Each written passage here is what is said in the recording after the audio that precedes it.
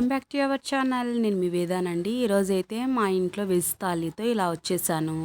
అయితే టమాటా పప్పు, శనక్కాయల పొడి, అలాగే చపాతీ, పాలక్ చపాతీతో ఇలా వచ్చేసానండి. సింపుల్గా మా ఈరోజు లంచ్ అయితే ఇలా కానిచ్చేసాం. మరి అయితే టమాటా పప్పు చేసుకునే విధానం చూసేద్దామా. 1/4 కేజీ కందిబ్యాళ్ళు, 3 పెద్ద టమాటాలు, 2 పెద్ద ఆనియను, నిమ్మకాయ సైజ్ అంతా చింతపండు, 3 స్పూన్ అంతా చిల్లీ పౌడర్ అండి.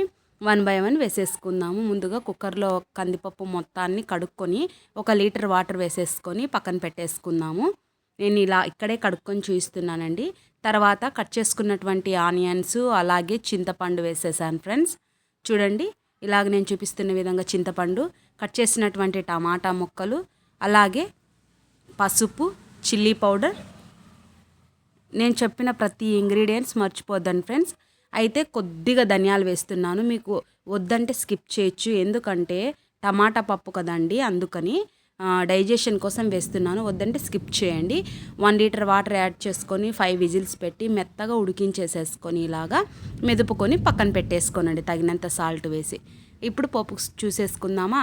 ముందుగా ఒక కడాయి తీసేసుకొని 1 గరిటె ఆయిల్ వేసి 1 స్పూన్ ఆవాలు, తెల్లవాయలు, అలాగే ఎండుమిర్చి వేసి ఇవి బాగా వేగాక చిన్న సైజు ఆనియన్ కట్ చేసుకొని ఇలా వేసుకోనండి.